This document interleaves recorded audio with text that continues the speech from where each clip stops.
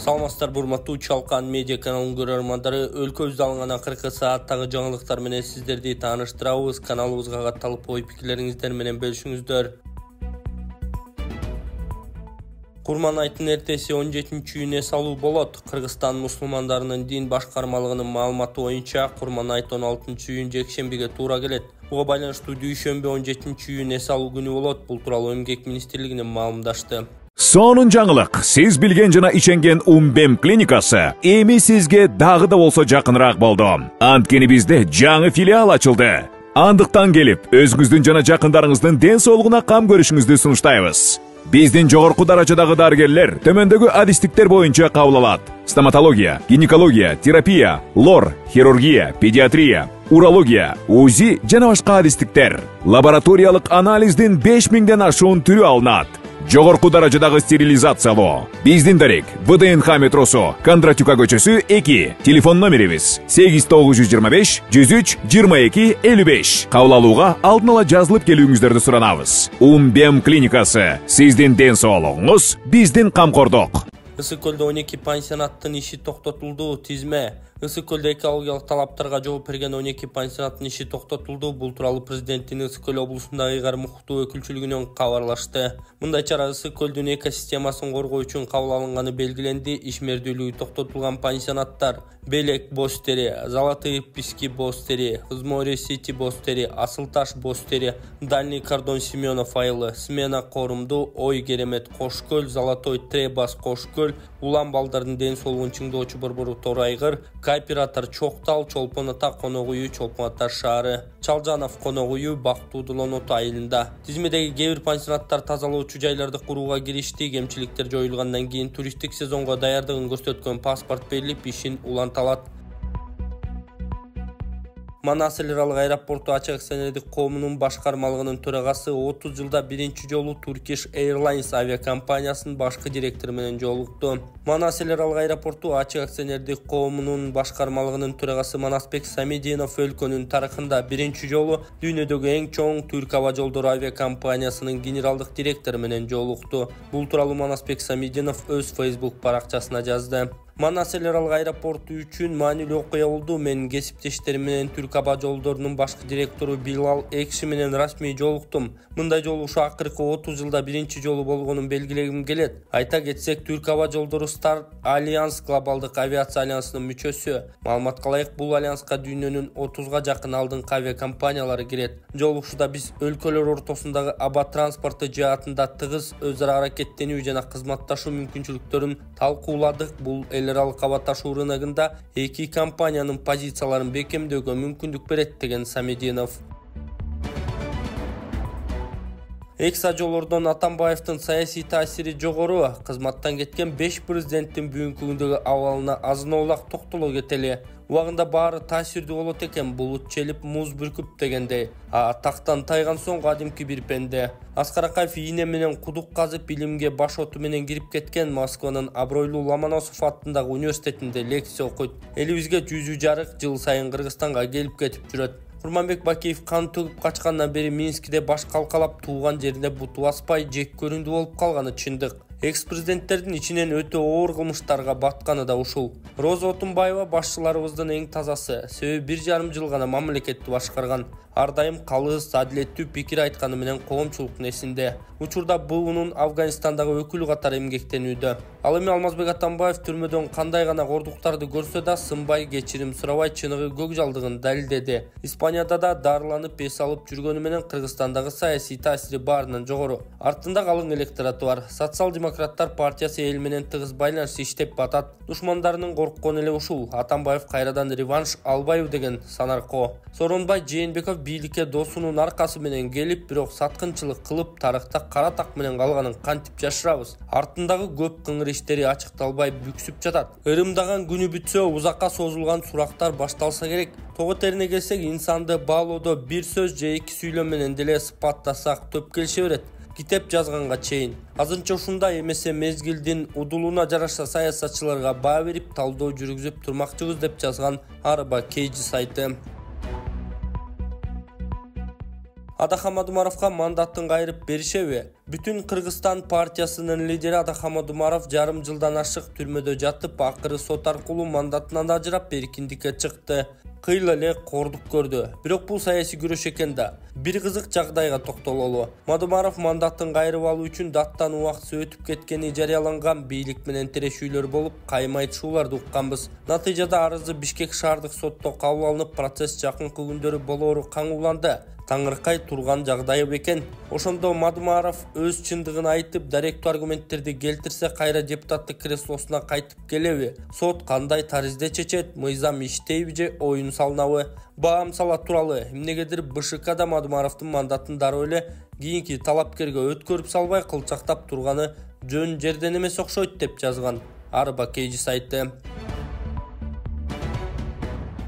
Дагы 21 000 доллар чогулуп калса, мен баламды алып чыгат элем. Бул эл үмүтү фондунун жетекчиси мен Болотбек Айдаркулов. Ушул досубуздун алдына келип турабыз. Бул досубуз өзүңүздөргө белгилүү болгондой, ошол армияда Кыргыз элинде кызмат өтөп, палчандардын катарында ошол дос болуп жүргөн. Ошол палчан достору кайрылып, ушул досубуз ушундай ооруга чалдыгып, окусан кырсык болуп, аварияга учурап, ушундай акыбалга түшүп калды деп айтканына байланыштуу кележеге 9 000 доллар буйруса чогулду. Дагы 21 000 доллар жетпей турат туугандар. Алардын ыраазычылыгы үчүн деп дагы да ыхсан кылып кетсеңиздер болот. Ембанк эженин өзүнө ачылган Чынаркул М деп чыгат. Жана ошондой эле Тинькофф банк Данияр С деп чыгат. Ошого кеңири өзүңүздөрдүн ыхсаныңыздарды которуп, ыхсан кылып койсоңуздар болот. Ошол Индия өлкөсүнө операцияга кетет бул жигит. Ал жака 30 000 доллар деп айтылган. Эми ошол 30 000 долларга буйруса барса операция болуп кетет деген үмүттө турабыз. Бул чоң биздин үмүтүбүз, ишеничибиз. Кудай кааласа жакшы болот деген үмүттө турабыз. Сиздерге бул жакта дагы сүрөттөрүн көрсөтүп кетем. Бул таза жигитибиз, ошо эл үчүн кызмат кылам деп, мекенибизди коргойбуз деп, ошол армияда служба кылып жүргөн сүрөттөрүн бул жактан чыгарып кетем сиздерге. Ошо кыргыз эли мен суранам, кыргыз элим ушунча акча чогулуп калды, дагы 21 000 доллар чогулуп калса, мен баламды алып чыгат элем. 24 саат балам жанында отуруп, өзүм деле жүрүм болбой баратат. Ушу балам кичине отуруп, басып эметип кетсе деген үмүтүм чоң. Ушуну үйлөнтүп, ушунун балдарын жетелейин деген үмүтүм чоң. Жалгыз туягым менин. Мен ишенем, мындан оор сыноолордон өттү балам. Дагы эле болсо күчтүү бул орунда жеңип чыгабыз, Аллахым буйруса. Курманкул Зулушев аброю менен кызматтан кетти. 4 жылга жакын башкы прокурор болуп отурган Курманкул Зулушевдин кызматтан кетиши коомчулукта чоң талкууга жем таштады. Өзгөчө УКМКнын төрагасы Камчыбек Ташиев үзөңгүлөшүн Фейсбукка колдоп пост жазып, соц тармакты дүрбөтүп эле салгандай кылды. Мындай шартта Зулушевди ого бетер жактагандар арбып, даңазалап жибергенге чейин жетишти. Бул өзүнчө бир саясий акция сыңарында элес жаратты. Ошого катар экс башкы прокурорду каралагандар, каршылык көрсөтө сөз жазгандар да чыгып жатышты. Фейктер эргүүгө түшүп, адаттагыдай дал ушул көрүнүш бийлик ичиндеги эки ача жолду тымызын тирешкен саясий оюнду билдирбейби? Анын кызматтан кетиши менен ак үй көк үйгө жарака салындыбы, Айтор келечекке карай чечмелей турган себептер бар окшойт. Эмнеси болсо да Курманкул мырзанын кандай иштегенине мезгил баасын берет. А эң башкысы ал аброю менен кызматтан кетти деп жазган Арба Кейжи сайты. Башкы прокуратурада кадрдык өзгөрүүлөр болду. Башкы прокуратурада кадрдык өзгөрүүлөр болгонун президенттин басма сөз кызматы кабарлады. Садыр Жапаров кол койгон буйрукка ылайык Улукбек Султанов башкы прокурордун биринчи орун басары кызматтан бошотулуп, анын ордуна Баймурза Маатов дайындалды. Президенттин башка буйругуна ылайык Малик Бектурганов башкы прокурордун орун басары болуп дайындалды. Дайындоо Конституциянын 70-беренесинин 5-бөлүгүнүн 1-пунктуна ылайык жана 71-берененин негизинде жүргүзүлдү. Толубай Бакасовдун ден соолукту чыңдоо борбору Кытай элдик ыкмасы менен гайморит, грыжа, артрит, остеохондроз, куяң, тиземун, простатит ооруларын дарылоо жана кан айлануу системасын жакшыртуу. Гайморитти дарылоо ыкмасы мурун көңдөйүндөгү ириңдерди жибитүү үчүн от жагуу, андан соң табигый таза чөптөн жасалган порошок менен ириңди сыртка алып чыгаруу. Грыжа, остеохондроз, тизе муун жана суук деген ооруларды дарылоо ыкмасы. Ооруган жерге гандин же жөнөкөй тил менен айтканда дары чөптөргө сугарылган таякчалар менен массаж жасоо. Андан кийин от жагуу. От жаккан соң атайын табигый чөптөрдөн жасалган дары майларын шылап, денедеги токсин, туз жана вирустарды чыгаруу. Келип 100% кепилдик менен ден соолугуңузду чыңап кетиңиздер. Кененирээк маалымат алуу үчүн экраныңыздардагы номерге кайрылыңыздар. Садыр Жапаров Кыргызстандын Азербайжандагы элчисин алмаштырды. Кайрат Осмоналиев Кыргызстандын Азербайжандагы элчиси кызматтан бошотулду. Тийиштүү жарлыкка президент Жапаров кол койгон. Осмоналиев бул кызматты 2021-жылдан бери аркалап келген, ага чейин шайлоо жана референдумдарды өткөрүү боюнча борбордук комиссиянын мүчөсү болгон. Өлкө башчынын дагы бир жарлыгы менен бул кызматка Максат Мамытканов дайындалды. Ал 2020-жылдагы октябрь окуяларынын катышуучусу, бир нече ай вице-премьер болуп иштеп, кийин ЭЭКтин бажы тармагы боюнча министри болгон. Гүлназ Жүзбаева жеңил атлетика боюнча Паралимпиадага жолдомо утту. Пара жеңил атлетчи Гүлназ Жүзбаева лицензиялык мелдеште алтын медалга ээ болду. Бул тууралуу Дене тарбия жана спорт департаментинен кабарлашты. Маалыматка ылайык, Дүйнө Гран-при аттуу мелдеш 6-8 июнь аралыгында Швейцариянын Нотвилл шаарында өткөн. Спорт коштоп жүрүүчү Юлия Фернас 1,5 чакырым аралыкта 6 мүнөт, спортчуну коштоп жүрүүчү Юлия Фернас 1,5 чакырым аралыкта 6 мүнөт 18 секунда 25 миллисекундада чуркап Париж Олимпиадасына жолдомо алды деп айтылат маалыматта. Ошондой эле 15 июнда Парижде өтө турган кийинки лицензиялык мелдешке жөөгүлүк Жалалиддин Абдувалиев катышаары кошумчаланган. Эмгек министри Батырова кетип, ордуна убактылуу жетекчи дайындалды. Гүлнара Батырова эмгек социалдык камсыздоо жана миграция министри кызматынан бошотулганын мамлекет башчынын маалымат кызматынан кабарлашты. Бул боюнча президент Садыр Жапаров жарлыкка кол койгон. Ал эми министрдин милдетин убактылуу аткарып туруу үчүн Жылдыз Полотова дайындалган. 49 жаштагы Полотова буга чейин Батырованын орун басары болуп иштеп келген. Батырова бул кызматка 2023-жылдын сентябрь айында бекитилген. Ага чейин саламаттык сактоо министри болуп да иштеген.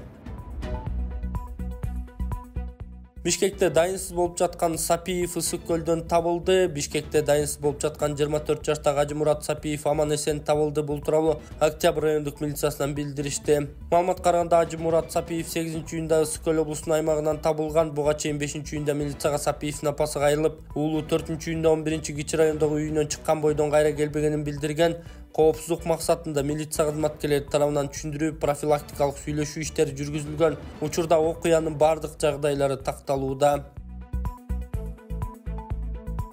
Келечегин кең Жапаров жеңил өнөр жай тармагынын кызматкерлерин куттуктады. Президент Садыр Жапаров жеңил өнөр жай тармагындагы эмгектенгендерди кесиптик майрам менен куттуктады. Мамлекет башчынын куттуктоосун маалымат кызматы таратты. Ал аталган тармак экономиканы өнүктүрүүдө маанилүү орунду ээлей турганын белгилеген. Ушул тапта өлкөбүздө жеңил өнөр жай тармагы кайра иштетүүчү өнөр жайындагы жумушчу орундардын саны боюнча алдыңкы орунду ээлеп, мамлекеттин социалдык маселелерин чечүүгө чоң салым кошууда. Бул тармактагы сапаттуу иш алып барууну жана жогорку квалификациялуу адистердин ишмердигинин аркасында биз ата мекендик өндүрүштүн сапаттуу өнүмдөрүн сатып алууга мүмкүнчүлүк алдык деп айтылат куттуктоодо.